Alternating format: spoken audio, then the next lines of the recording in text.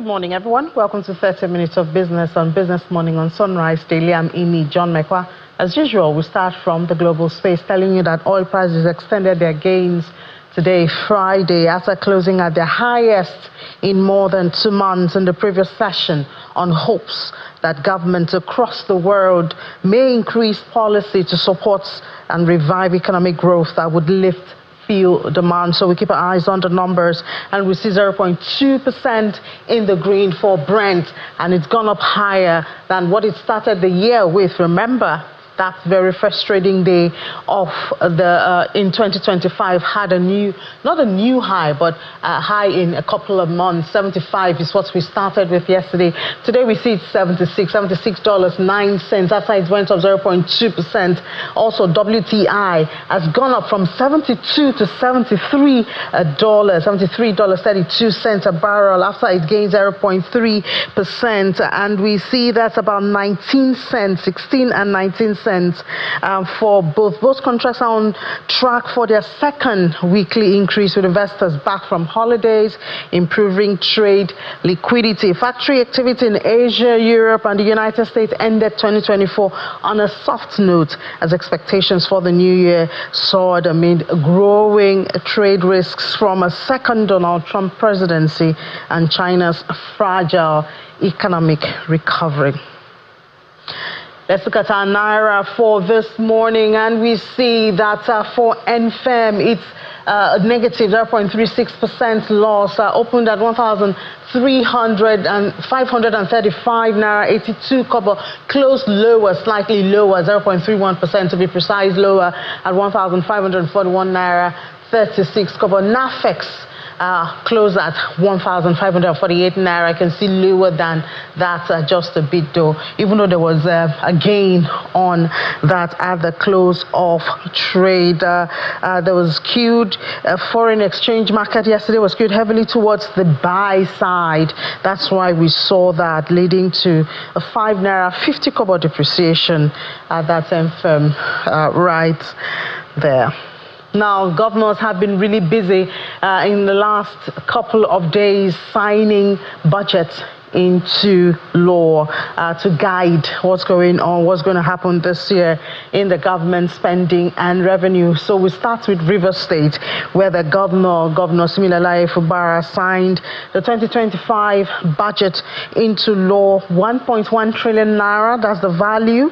That's a week after it was submitted to the Okojimbo-led assembly, with no controversies around that also. Well, this comes as he emphasizes that the only House of Assembly existing is that led by Victor Okojimbo, and the governor declared that Martin Amare and 26 other members who defected from the People's Democratic Party to the All Progressives are no longer recognized as legislators, insisting that despite granting them ample time to reconsider their stance, that the decision to disqualify them is final and irreversible. I want to say this, maybe for some persons somewhere who are still mixing up issues. We have only one assembly, and that assembly is headed by Right Honorable Victor Okojimbo.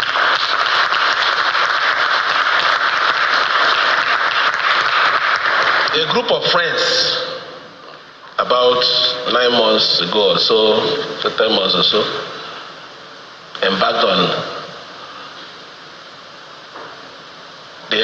what they call Simba's journey. Halfway the vessel, while they were coasting, they now realized that they were entering inside the den of devil and sharks. They now retrieved. It is too late. It is too late. And the truth about it, we're not going back. We've given them enough room.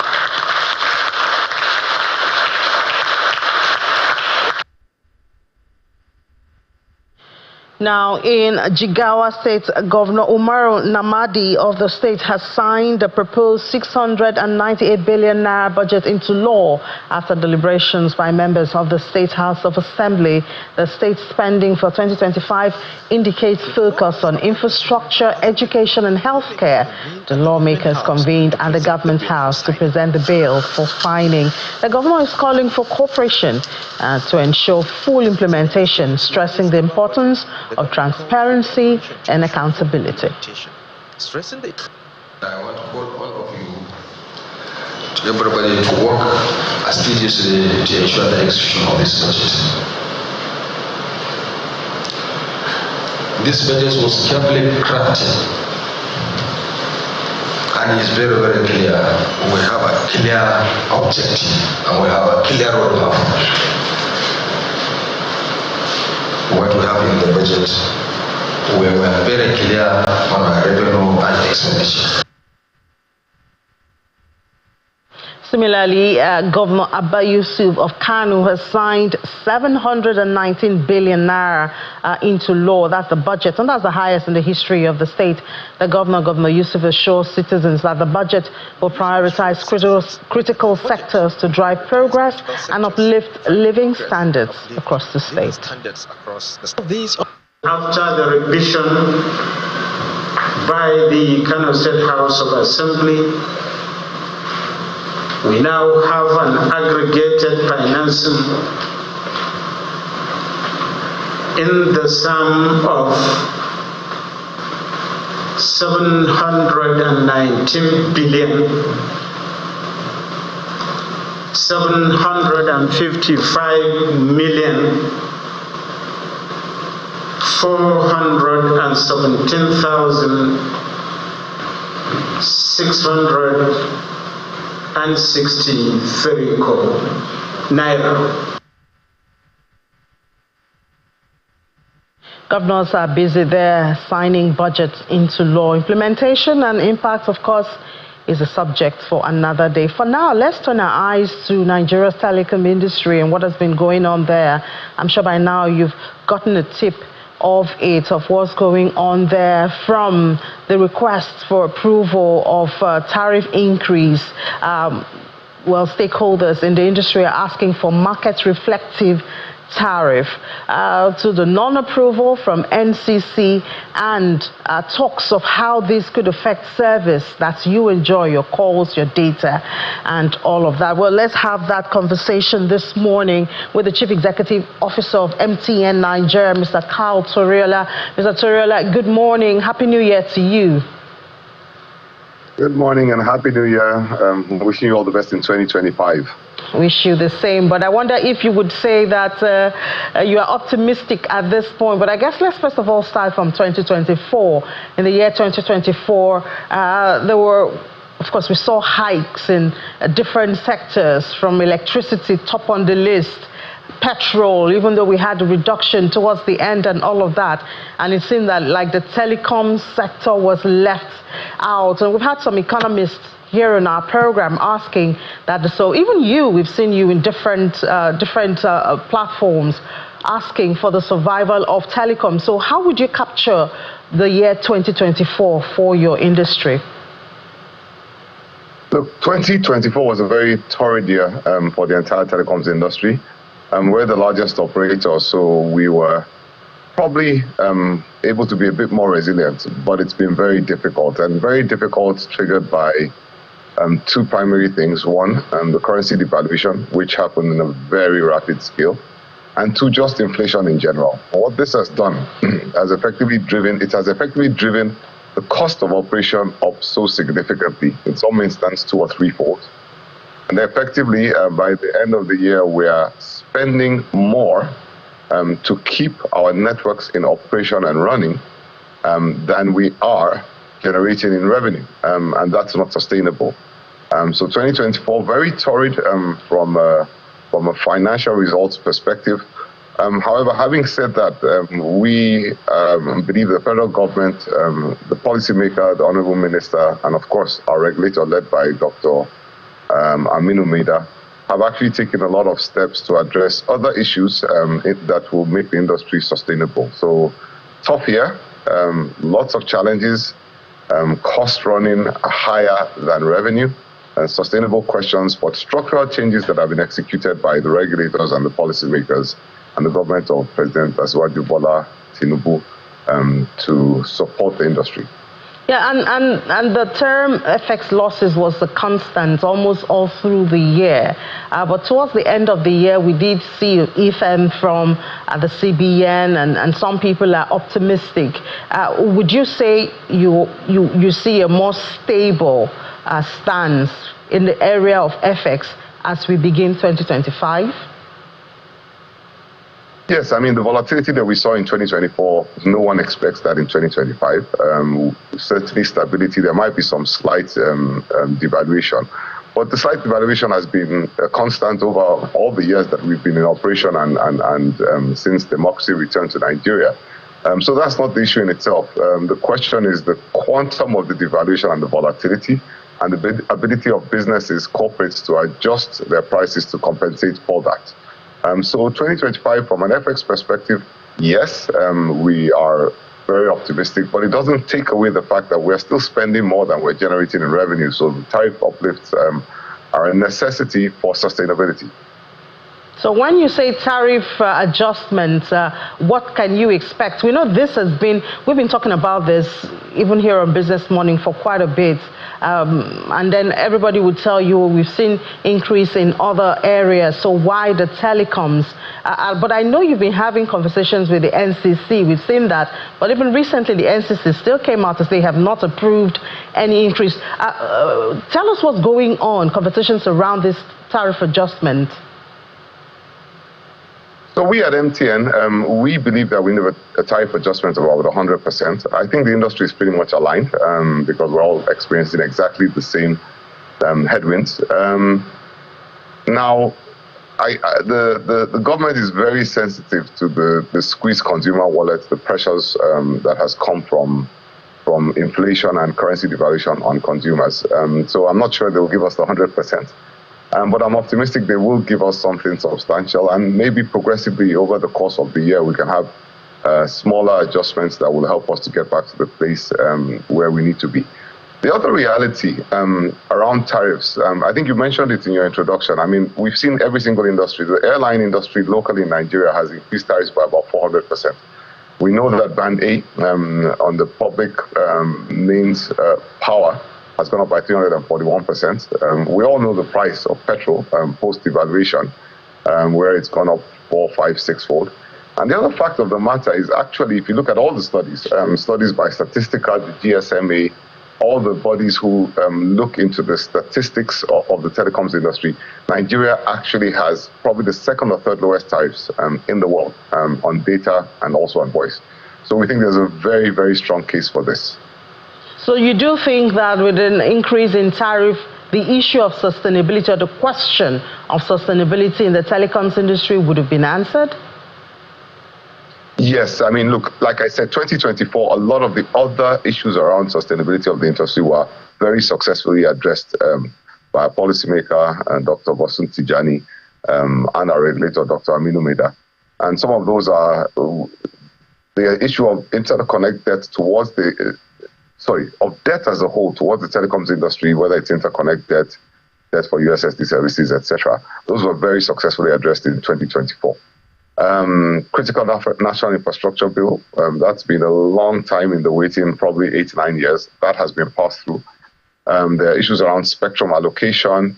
The governance, the supervision of the telecoms industry has been very, very strong. So with the tariff adjustments, yes, the issue of sustainability will be addressed. But what is expected of us by the regulator on the flip side is quality of service. We're going to be held to very high standards of quality of service. And what the tariff adjustments allows us to do is to continue to reinvest, because we need to build capacity, build resilience, put in additional generators, put in alternative power supply systems to give you stable and high quality networks. So it addresses sustainability, but also enables the regulator to hold the big stick on the issue of quality of service and allows us consequently to, of course, invest to give the quality of service that Nigerians deserve. There was a report out there that if you don't get this increase, there might be disruption of services. So, I mean, what I've tried to do is paint a realistic picture without being alarmist. The truth is, if you have any organization that's spending 160% of what they earn in revenue, effectively at some point in time, that organization is going to shut down. So we're always going to act responsibly. We use all our resources. We're running on fumes to keep our networks up, and we are keeping our networks up. We are not shutting down any networks by any means at this point in time. And we'll continue to do so because we believe that sooner or later the sustainability issue will be addressed. But like I said, if you're spending 160% of what you're earning, at some point in time, you cannot continue to operate. So that's a risk that faces us in the future. The truth is, I don't think any economy can, move to a next level without the telecoms. It's the core of every development. Perhaps that's why the government agency is reluctant to, approve this increase, because perhaps we could lose out some subscribers, especially those in the lower class. And I mean, we all know what has happened to the value of Naira and purchasing power. Is there any way to cater for those who are really down there? Perhaps there may be some packages that, even if there was an increase, could still, give them the minimum of access, even if 100%, for instance, what you're asking for is being approved. And I think that's a lot of the models that our regulator has been looking at, that how can this be absorbed, particularly at the bottom of the pyramid, in the easiest means possible. So we're looking at that. There's also other initiatives by the government to really accelerate rural coverage and effectively subsidize with government resources rural coverage to ensure that people at the bottom of the pyramid have access to telecommunication services. There's also the initiative by Dr. Bosudi Jani to roll out 90,000 kilometers of fiber. I think that's going to drive broadband penetration. And I'm sure the focus is going to be on the underserved and the people at the bottom of the pyramid. And I think it's this sensitivity towards the people at the bottom of the pyramid that has really made the regulators and the government really reflect on the best way to come through with this type of adjustments and what else can they do to support the industry to at least ensure that the tariff adjustment isn't of the quantity that causes them that much pain. And to be honest, we're asking for 100%. I'm not sure we're going to get 100%. But to be honest, that 100% is a lot less than any of the other industries that operate in Nigeria. And, often people look at large corporates and think they want so many price increases. But like I've always said, if you are buying a basket of tomatoes, a bunch of plantain, tubers of yam, the prices have gone up 200%, 300%, 400%. These are locally produced items. So 100% request is not that unreasonable. But look, anything that we get from the federal government, we'll make the best of it and continue our appeal. But you're right. The telecoms industry underpins everything in this economy, almost everything. The banking services ride on us. A lot of transportation reliance. You can imagine all the Ubers and so on and so forth. A lot of the large corporates that provide all sorts of services rise on the telecoms industry.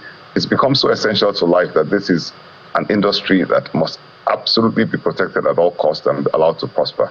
On top of that, the telecoms industry contributes, I'm not sure the latest statistics, but the last I knew of was 14% to the GDP.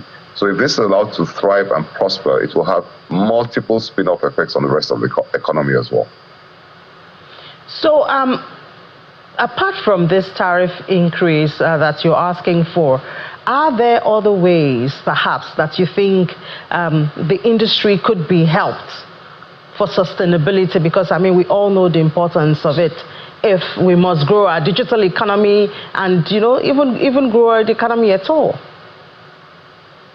No, absolutely. And there are multiple ways in which the industry must be supported. But I think that's why I said 2024 was a time when we did a lot of the things to support the industry. And those have been explored to the fullest. We're now left with one last thing to do, which is an absolute necessity, and that's tariff increase. And I'll talk through some of the things that's been done. I think I mentioned them earlier. Addressing the industry debt across the industry, towards the industry, is one of them. The Critical National Infrastructure Bill is another. There was an auction of 5G spectrum that happened 2 years ago or so. That gave us additional spectrum for us to provide services and relieve our 4G networks. That's been successful. Our regulator has rearranged spectrum. I don't want to get too technical, but that's something that's very important to allow operators to have contiguous spectrum and allows them to improve their quality of services. The Critical National Infrastructure Bill is a big one that we've been waiting for ages. We've gotten a lot of support from the security agencies because we've had a lot of sabotage, willful damage to our infrastructure, as well as accidental damage. So we've gotten the intervention of various arms of government to prevent that. And yes, I mean, there's been all sorts of initiatives that have supported us. And they've been very, very good, very important for the industry, very exciting for us, the telecoms operators in the industry. But we still do need this tariff increase because, like I said, you cannot be spending 1.6 times what you're earning and survive. So, yes. Yeah, so you said you have a lot of cooperation from the security agents or agencies. So the threats to your assets, are they over? Or at least minimal? Yeah, we are addressing the threats to our assets, the root cause of the threats to our assets, the root players in vandalism and theft, and the security agencies are helping to root them out. They're actively engaging, now understanding what the critical aspects and elements of our infrastructure is. If there's any threat, we feel the presence of the security agencies. They are physically on site to protect the critical assets. We have 18,000 base stations across the country. They can't protect everything, but the ones that are most critical and carry the majority of the traffic, they're always present. And of course, they have a lot of intelligence to know what's coming. So they've been very constructive in working with us to prevent any disruptions. And then where there is like willful sabotage and damage, fish out the perpetrators and hold them to task on this. And talking about security, a lot of when we started the BVN and NIN and all of that registration, there was a lot of expectation, that at the core of it, we will have technology, telecoms help us. How much cooperation goes on between, the telecoms and the security? I mean, we heard last year, like, kidnapping has become an industry that a lot of people look out to and all of that. How much cooperation goes on in the area of fighting insecurity in the country? Look, security is always the most sensitive subject under any government, so I'll keep my words somewhat limited. Allow me to say that every SIM card in Nigeria is now associated with a national identity number. And that national identity number also includes the biometrics of the individual. So the history of SIM registration, SIM suspensions, that's over and done with. That enables the security agencies to identify the people who are responsible for whatever they might be investigating. And we provide them with all the support under the laws of the country. So we follow the laws and the regulations of the country to the letter. And within that context, we provide all the support that is required. I don't think, coming from the private sector, I'm in a place to really speak to it much more than that. But we're very cooperative with the state, following the regulations and the laws of the country to provide all the support. But kidnapping didn't start in the last 1-2 years. It's something that's been gradually increasing. And I think, look, over time, as we've moved towards free market policies, and we start to see the positive impact of that, and it's not overnight. I think what will happen is the economic activity will increase in Nigeria, giving people alternatives to generate a living, and that is what ultimately will drive down crime. But let me leave it at that. All right, so finally now, also I don't think you put you in a tight spot and all of that. The issue of 4G and 5G, sometimes, when Nigerians hear, oh, we now have 5G, and they're like, oh, have we even exhausted the 3G, and then we're going to 4G and 5G? Where are we in that? And really, how many people have access to these new levels, I think it's spectrums and all of that? We're talking of 5G now. So we're very proud of our 5G achievements. We are in the first world in telecoms in Nigeria. And I think this industry, the telecoms industry, is probably, that's maybe the banking industry, are the two industries that are at par with the global best standards. across the world. And our 5G quality is very good. Now, 5G, you don't roll out ubiquitously across the nation at once because you don't actually have that many handsets outside of the major urban areas. We have, I think, 10 times the coverage and capacity of our closest competitor when it comes to 5G. Focused on, first of all, geopolitical zones, second, the state capitals, and focused on where the terminals are present. And the opportunity exists from home broadband solutions on 5G. Now, if you test our 5G network, at the very best instances, you'll get up to 1 gigabits per second speed. You probably get somewhere between 300 megabits per second and 600 megabits per second on average where you have our 5G coverage. And that is the best standards. I think we got the Umlaut, UCLA, and UCLA awards for the fastest 5G network in Africa, if I remember right. Now, how many people have access to it? We provide somewhere around 15% population coverage. That's focused on the commercial centers and where the opportunity exists for home broadband. What does it bring you? It brings you much faster speed, much lower latencies. If you have teenage kids that are gamers, they will know the difference, I promise you, with 5G. And then if you're using it for things like e-health, Internet of Things, etc., you will see the value of 5G, and you get a lot better home broadband connection. And, you know, 5G is rolled out almost the same way that the GSM networks were rolled out. We didn't all of a sudden wake up and roll out GSM in 2001 across the country. We started by the commercial centers, the state capitals, and then it started to progress outwards.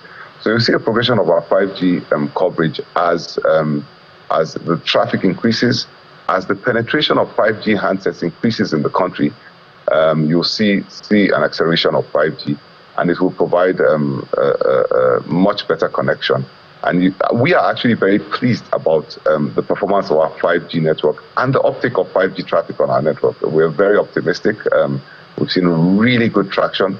I won't get into the statistics on that because my competitors will surely be listening in, but we're very satisfied.